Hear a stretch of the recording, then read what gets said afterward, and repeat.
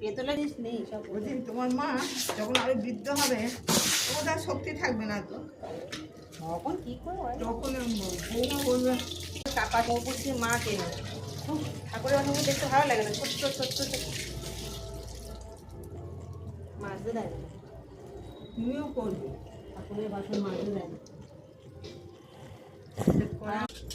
মাজা হয়ে গেছে, ও পাথরটা নিয়ে আসছে, পাথরটা দিদিভাই যে পাথরটা দিচ্ছে ওই পাথরটাই তো, ওই পাথর।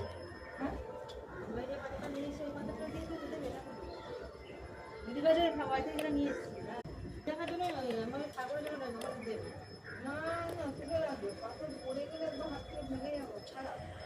হয়তো বস্তা খুলে রাখতে পাথর যদি পড়ে গিয়ে খুব খারাপ সমস্যা। ওকে দেবো, আমি এনে রেখে দিলাম। আর একটা যে খানা বক্সটা রেখে দিতে আসতে রেখে দেবো, মুড়ে রেখে দাও।